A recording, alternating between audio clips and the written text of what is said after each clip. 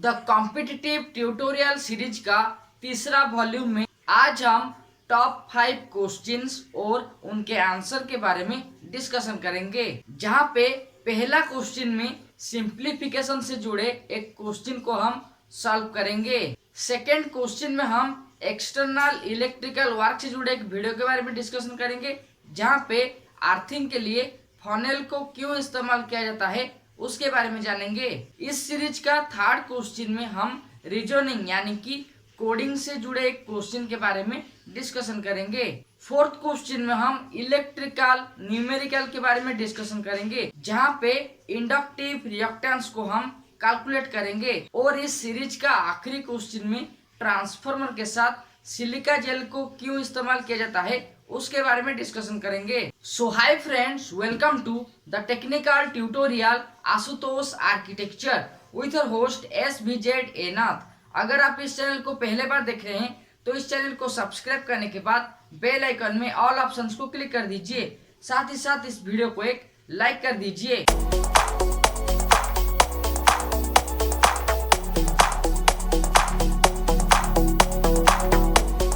तो चलिए competitive tutorial series का इस वॉल्यूम को स्टार्ट करते हैं। तो स्वागत है आप सबका द कॉम्पिटिटिव ट्यूटोरियल सीरीज का थर्ड वॉल्यूम में।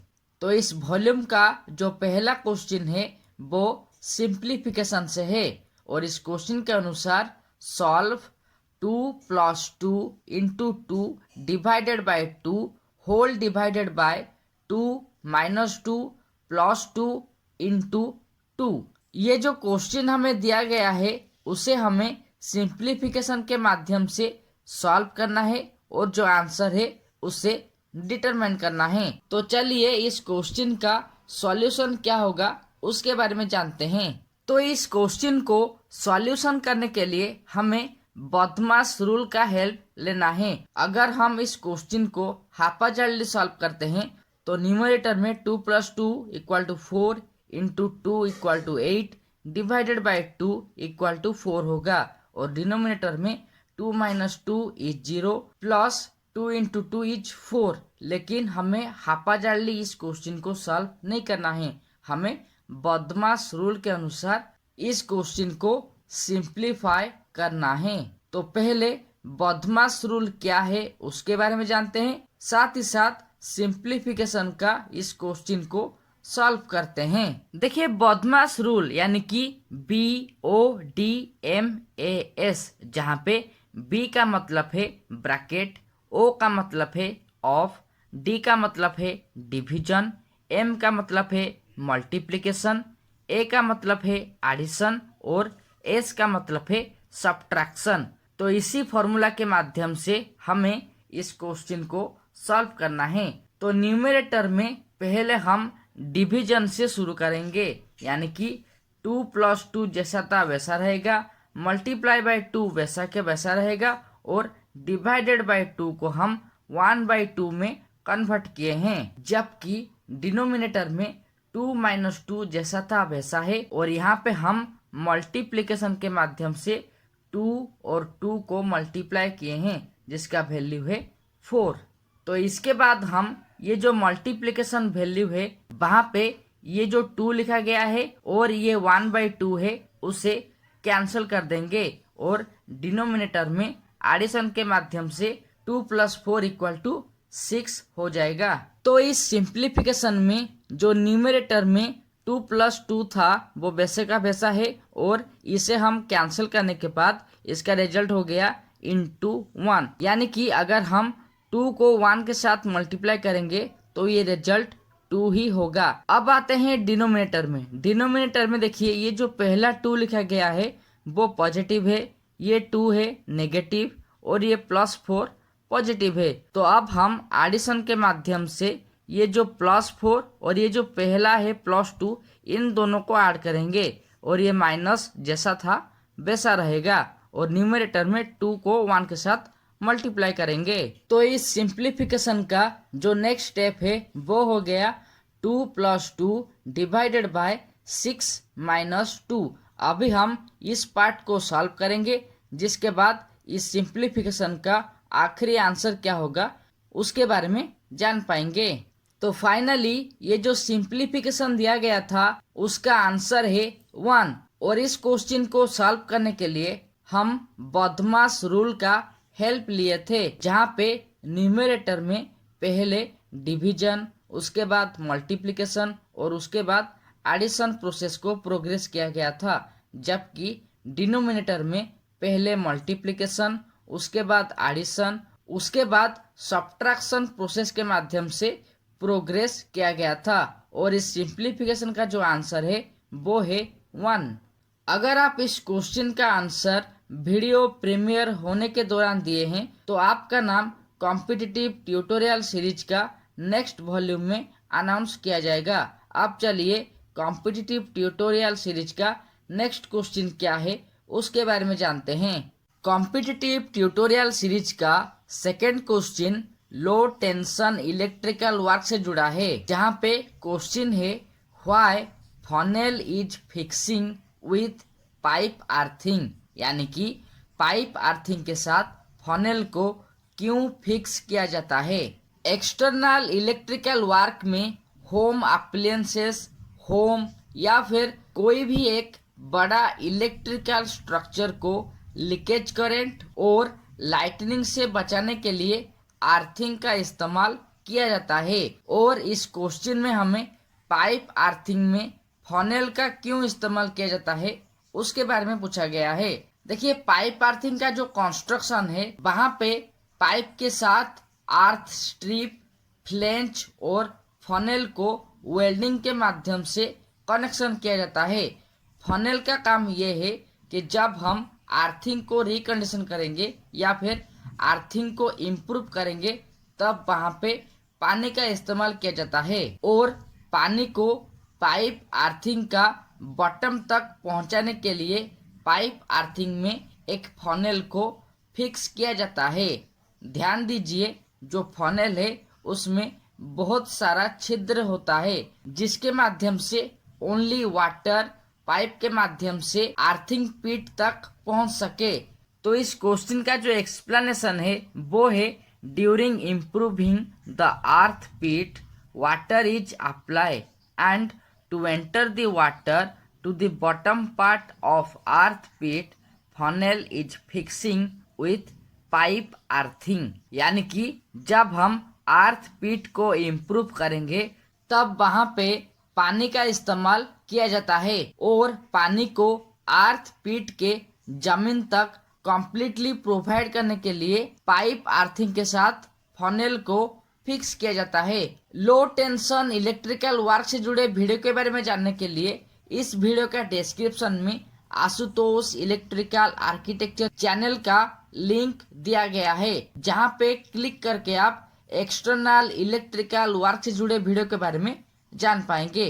अब जानते हैं कॉम्पिटिटिव ट्यूटोरियल सीरीज का नेक्स्ट क्वेश्चन क्या है। कॉम्पिटिटिव ट्यूटोरियल सीरीज का थर्ड क्वेश्चन कोडिंग और डिकोडिंग से है, जहाँ पे जो क्वेश्चन दिया गया है वो है justify the coding for pencil equal to 59। तो इस क्वेश्चन के अनुसार हमें ये जो कोडिंग दिया गया है पेंसिल इक्वल टू 59 उसे जस्टिफाई करना है, साथ ही साथ ये सॉल्यूशन करना है या फिर प्रूफ करना है पेंसिल इक्वल टू 59 कैसे हुआ।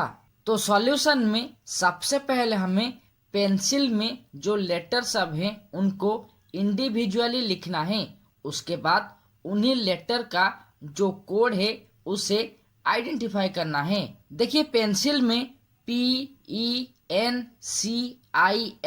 टोटल 6 ठो लेटर है और इन लेटर का जो कोड है उसे हमें डिफाइन करना है, जिसके बाद ये 59 कैसे हुआ उसे हम आइडेंटिफाई कर पाएंगे।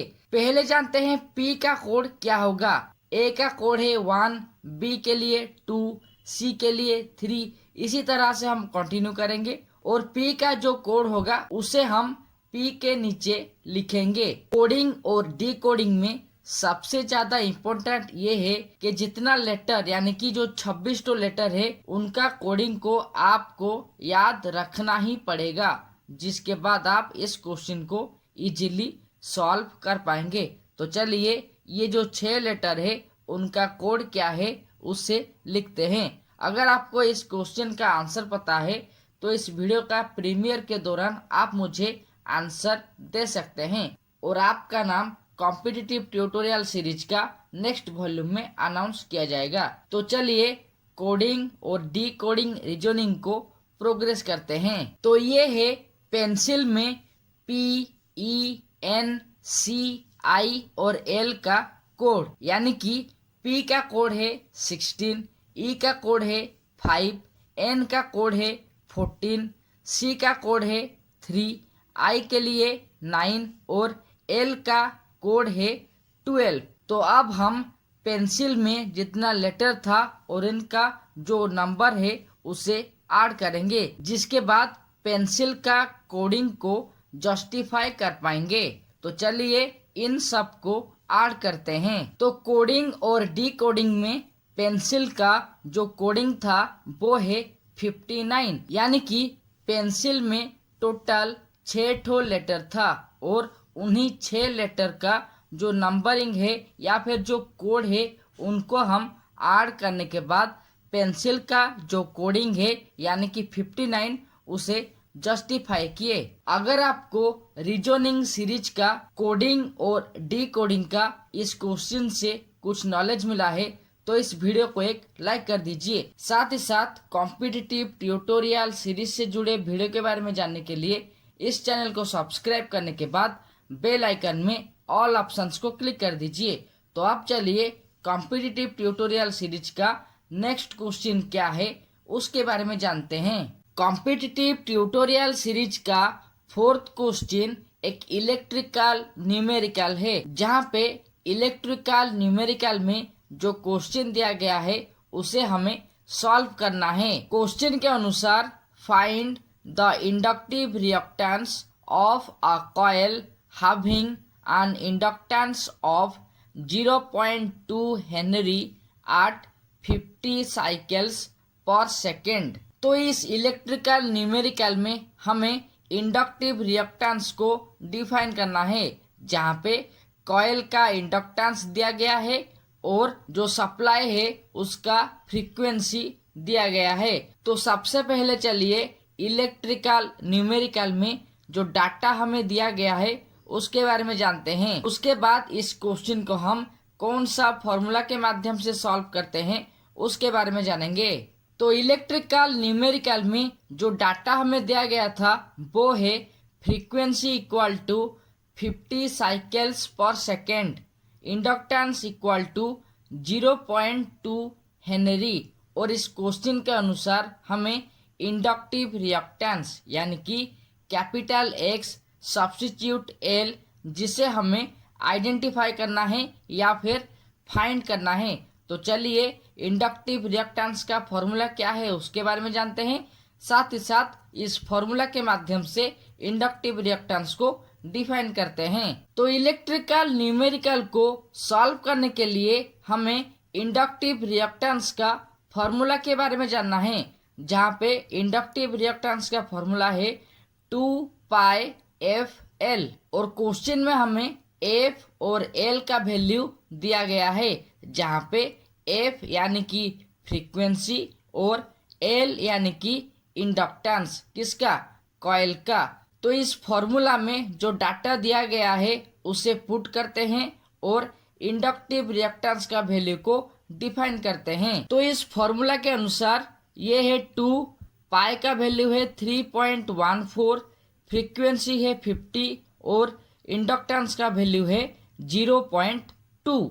अगर हम इसे सिंप्लीफाई करते हैं तो 2 जैसा था वैसा है, 50 को आगे शिफ्ट कर दिए, इसके बाद 3.14 को 314 डिवाइडेड बाय 100 फॉर्म में कन्वर्ट किए। उसी तरह से 0.2 को 2 डिवाइडेड बाय 10 फॉर्म में कन्वर्ट किए। इसके बाद मल्टीप्लिकेशन में कैंसलेशन प्रोसेस के माध्यम से 50 और 100 को कैंसिल किए, जहाँ पे 50 को 100 के साथ कैंसिल करने के बाद 2 रिजल्ट आया। उसके बाद ये 2 और ये वाला 2 को कैंसिल करेंगे, जिसके बाद हमें 314 इंटू 2 डिवाइडेड बाय 10 को सिंप्लीफाई करना है। तो इंडक्टिव रिएक्टेंस में जो न्यूमरेटर है वो है 628 और डिनोमिनेटर है 10। अगर हम इसे डेसिमल में कन्वर्ट करते हैं तो जो रिजल्ट मिलेगा वो होगा 62.8 और इंडक्टिव रिएक्टेंस का यूनिट है ओम। तो इस इलेक्ट्रिकल न्यूमेरिकल में हमें इंडक्टिव रिएक्टेंस को डिफाइन करने के लिए दिया गया था, जहाँ पे इंडक्टिव रिएक्टेंस का फॉर्मूला है 2πfl और इंडक्टिव रिएक्टेंस का यूनिट है ओम, जहाँ पे हमें फ्रीक्वेंसी और इंडक्टेंस का वैल्यू दिया गया था और इस फॉर्मूला के माध्यम से हम इंडक्टिव रिएक्टेंस का वैल्यू को आइडेंटिफाई किए। अगर आप इलेक्ट्रिक न्यूमेरिकल का इस क्वेश्चन का आंसर वीडियो प्रीमियर होने के दौरान दिए हैं तो आपको मेनी कॉन्ग्रेचुलेसन। तो आप चलिए कॉम्पिटिटिव ट्यूटोरियल सीरीज में आखिरी क्वेश्चन के बारे में डिस्कशन करते हैं। और अगर आप इस क्वेश्चन का आंसर जानते हैं तो आप मुझे वीडियो का प्रीमियर होने के दौरान आंसर दे सकते हैं या फिर कमेंट के माध्यम से आपका सुझाव और विचार को आप मुझे बता सकते हैं। तो कॉम्पिटिटिव ट्यूटोरियल सीरीज का जो आखिरी क्वेश्चन है वो है why silica gel used for transformer. Transformer में सिलिका जेल का इस्तेमाल क्यों किया जाता है? देखिए, ट्रांसफार्मर का जो ब्रीदर पार्ट है उसके साथ सिलिका जेल को फिक्स किया जाता है। ट्रांसफार्मर का ब्रीदर यानी कि ट्रांसफार्मर जब ब्रीद इन या फिर ब्रीद आउट करता है उस समय सिलिका जेल का इम्पोर्टेंट रोल रहता है। ट्रांसफार्मर का ब्रीद इन या फिर ब्रीद आउट का मतलब है जब ट्रांसफार्मर ऑयल हीट हो जाता है तब ट्रांसफार्मर में जो हीट जनरेट होता है वो गैस के माध्यम से ट्रांसफार्मर से आउट होता है। साथ ही साथ जब ट्रांसफार्मर ऑयल कूल हो जाता है तब ब्रीदर में उस वैकेंट को फिल करने के लिए ट्रांसफार्मर कूल एयर के माध्यम से ब्रीद इन करता है और वहां पे कूल एयर के माध्यम से वैकेंट पार्ट फिल हो जाता है। तो जब ट्रांसफार्मर ब्रीद इन करता है उसी समय जो मॉइस्चर है उसे ट्रांसफार्मर ऑयल के कांटेक्ट में आने से अवॉइड करने के लिए ट्रांसफार्मर के साथ सिलिका जेल को यूज किया जाता है। तो इस क्वेश्चन का आंसर है to avoid moisture with contact of transformer oil silica gel used for transformer. यानी कि ट्रांसफार्मर में जो ऑयल है उसके साथ मॉइस्चर को अवॉइड करने के लिए ट्रांसफार्मर में सिलिका जेल का इस्तेमाल किया जाता है। तो कॉम्पिटिटिव ट्यूटोरियल सीरीज में आज हम 5 क्वेश्चन के बारे में डिस्कशन किए, जहाँ पे सिंप्लीफिकेशन का क्वेश्चन आंसर था, लो टेंशन इलेक्ट्रिकल वर्क से जुड़े क्वेश्चन आंसर था, कोडिंग डी कोडिंग का क्वेश्चन आंसर था, इलेक्ट्रिकल न्यूमेरिकल और आखिरी में हाई टेंशन इलेक्ट्रिकल वर्क से जुड़े एक क्वेश्चन के बारे में हम डिस्कशन किए। अगर आपको कॉम्पिटिटिव ट्यूटोरियल सीरीज वॉल्यूम 3 का इस एपिसोड से कुछ नॉलेज मिला है तो इस वीडियो को एक लाइक कर दीजिए। साथ ही साथ इसी तरह का नॉलेजेबल वीडियो के बारे में जानने के लिए इस चैनल को सब्सक्राइब करने के बाद बेल आइकन में ऑल ऑप्शंस को क्लिक कर दीजिए। तो कॉम्पिटिटिव ट्यूटोरियल सीरीज का इस वॉल्यूम आपको कैसा लगा, आपका सुझाव और विचार को आप मुझे कमेंट के माध्यम से बता सकते हैं। साथ ही साथ कॉम्पिटिटिव ट्यूटोरियल से जुड़े नॉलेजेबल वीडियो के बारे में जानने के लिए वीडियो का डिस्क्रिप्शन में जो लिंक दिया गया है वहां पे क्लिक कर दीजिए। Okay friends, times to end up the competitive tutorial series volume 3. If you have any questions, then ask me by comment with prefix #SBZAnath. For knowledgeable videos and vlog, you can check the link in the description. And for more videos, you can click on iCards and also watch these suggestion videos. Till then, subscribe, like and share Asutosh Architecture. And don't forget to click the all options of the bell icon so that you never miss another update related with competitive tutorial, number series, number system, electrical, numerical and external electrical videos. Thank you.